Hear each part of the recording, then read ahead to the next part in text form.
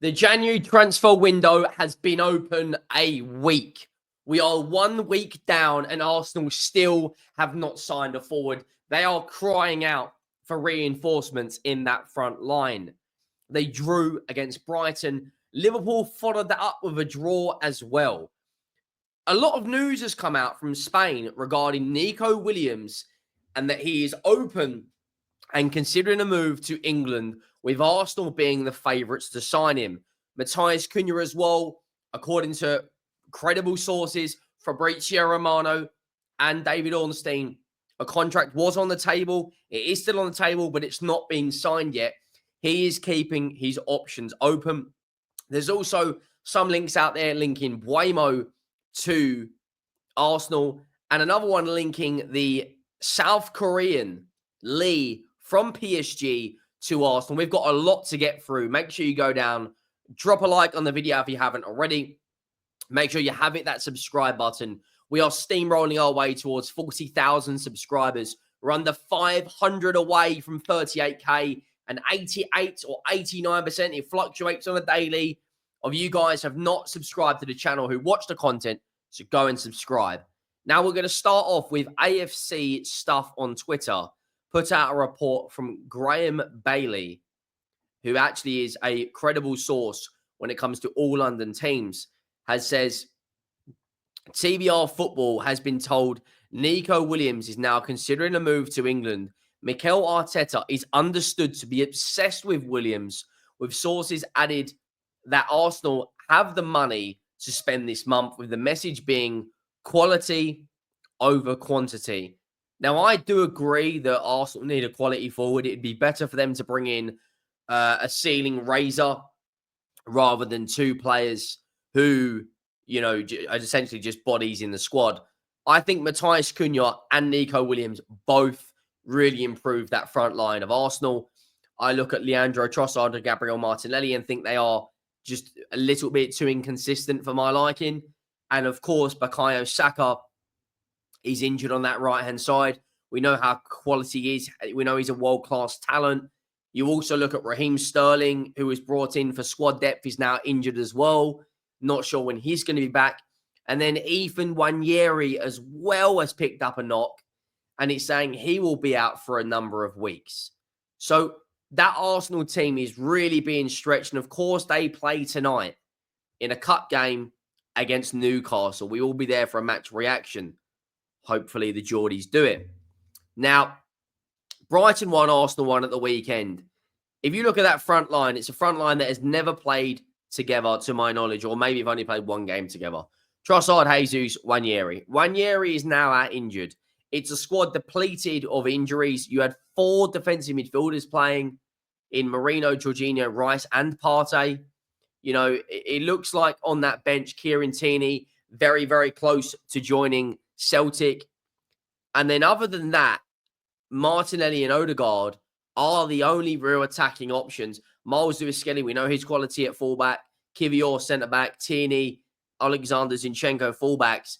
If you now put Martinelli in that position to essentially replace Nwaneri, and of course Havertz was not there, one of Havertz and Martinelli will play up front with probably Jesus and Trossard, which will mean, let's say hypothetically, if it's just Havertz, Jesus, and Trossard as the front three, other than Martinelli, there is no wide player or forward that can come on off the bench. That should be alarm bells to every single Arsenal fan out there. If it's not alarm bells, then it should be. You know, Arsenal have been linked to a number of players. Retegi, Matthias Cunha, Lee as well is another one. The young South Korean, is it Lee? I can't exactly know how you spell his entire name. Apologies. I think it's Lee Yang-in is actually his full name. He is another one linked to Arsenal. According to the Metro, Arsenal are considering a move. I'll bring up the report now. Sorry, there's a lot of adverts on this report. It says Arsenal are considering a move. Let me bring it up now. For him, he's a wide player. He's got bundles of pace. It goes on to say, here we go. Arsenal are considering a move to PSG attacking midfielder Lee Kang-in. According to reports, Mikel Arteta is keen to bolster his attacking options in the January transfer window after Bukayo Saka underwent surgery on his injured hamstring last month. And as you can see, the same report also mentions Nico Williams. Arsenal already retain a strong interest in Nico Williams, who was one of the Spain's standout performers at Euro 2024 last summer. But the 58 million euro forward, which is 48.1 million, release clause, as well as the high salary in this deal with the Athletic, makes it difficult for the Gunners to make it this month. Not impossible, but just makes it difficult. It then goes on to say, Lee, meanwhile, has scored 6 goals for PSG this season, and South Korea international offers versatility option in Luis Enrique's attack, with the ability to be played in multiple positions across that front line. Now, he's another player being linked to a move to Arsenal. It goes on to the report, then goes on to say, according to the Athletic, Lee is open to leaving PSG and is currently considering his options, despite appearing in all of all of his side's League and Champions League matches this term. It goes on to say, the report claims that Arsenal have discussed Lee as a potential signing this month, but the Premier League club would not be prepared to meet PSG's asking price, which is expected to be at least 44 million euros, which is 36.5 million pounds. Arsenal, however, would be more willing to work on a loan deal with an option to buy to PSG if they were open to such proposal. PSG signed Lee from Spanish side Mallorca for just 22 million euros back in July of 2023. Now, we know Nico Williams' stats. There's not a huge amount to really look at. We know how good of a player he can be. But let's look at Lee Kang-in's numbers overall per 90. And let's compare him to wide players. Now, in terms of his stats, if you compare these two, this is compared to wide players. His pass attempted, pass completion, and progressive passes is very high. Everything else, though, compared to what Arsenal need, which is output, is quite low. Shot creating actions is good. Doesn't really track back a huge amount. Let's compare that to midfielders. Yeah, compared to midfielders, it's very, very high. But he's not really playing in the midfield, is he? He's playing as a wide player. He's compared to James Maddison, Diaz, Pulisic, Foden, Son, Iwobi. A lot of players we all recognise. But his overall numbers just on this page here, and this is based off 2,042 minutes, they are not the highest. I'll be brutally honest. They are. I think Arsenal need maybe a Cunha or a Williams as the priority over Lee. You know, I've seen him play a couple of times. There's definitely talent there, but I just think Arsenal need someone who can come in who they know is going to have an immediate impact, like a Cunha, for instance. Cunha, for me, should be their number one option as a forward, because I think he's the most realistic alongside Williams. Now, Mikkel Damsgaard is another one heavily linked with a move to Arsenal.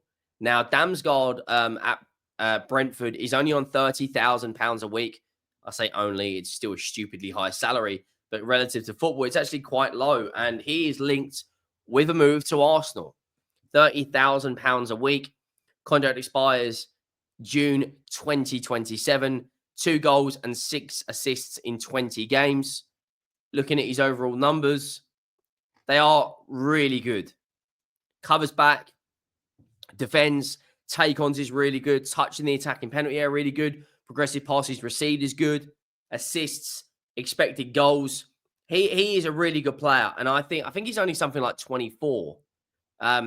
He is valued. I'm not entirely sure what he's 24. I'm not entirely sure what his value is, but he has been linked to a move to Arsenal in the last few hours.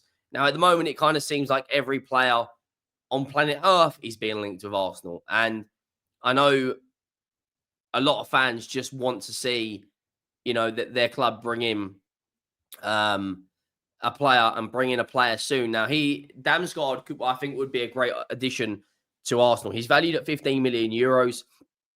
I think it will probably be somewhere between 25 and 30 million pounds. He can play on the left. He can play as a 10. He can play as a second striker. He can play on the right. His contract expires, as you can see, June 30th, 2027. Overall, his numbers in a Brentford shirt.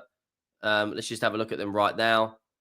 He's got 13 GA in 78 games. It's not the best. His output isn't the best return overall.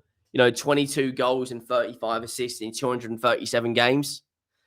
But he's still a very, very good player. And, GA isn't everything. I think he's a very good on the eye test. And I think he would be a good addition to Arsenal 100%. Let me know your thoughts down below. Make sure you drop a like. Make sure you have that subscribe button. And I'll see you in the next one. Thank you for watching.